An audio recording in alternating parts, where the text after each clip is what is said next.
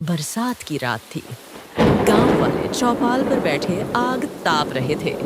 बाहर तूफान और अंधेरा छाया हुआ था।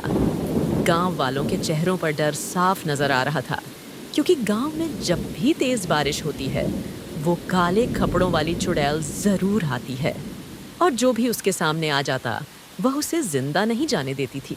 बेटा, उस रास्ते पर मत जाना। मैंने अपनी आंखों से देखा है। वो एक काले कपड़ों वाली चुड़ैल है। जो भी उसके पीछे गया है वो कभी वापस नहीं आया। बाबा, क्या सच में वो एक चुड़ैल है? बेटा, लोग उसे बारिश की चुड़ैल कहते हैं। मैंने उसकी कहानियां सुनी है और देखा भी है कि वो क्या करती है। इसलिए तुझे समझा रहा हूं, उसकी राह में कभी मत आना। अपने बाप की चेतावनी सुनकर भी मोहन को यकीन नहीं आया।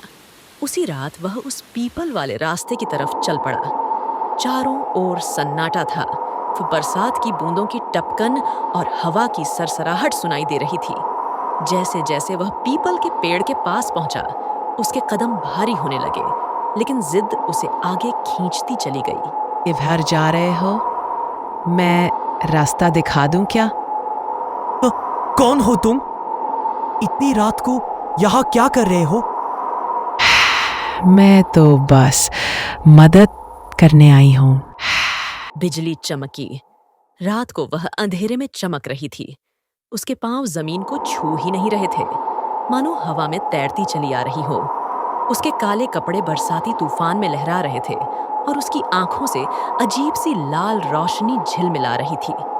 मोहन का गला सूख गया, लेकिन फिर भी उसकी आंखें उस भयावह साया से हट नहीं रही थीं।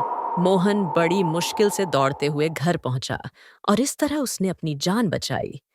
उसकी सांसें तेज चल रही थीं, और माथे पर पसीना छलक आया था। उस रात के बाद उसने कसम खा ली कि वह दोबारा उस पीपल वाले रास्ते की ओर जाने का सोच भी नहीं करेगा। गांव के बुजुर्गों की चेतावनी अब उसे सच लगने लगी थी।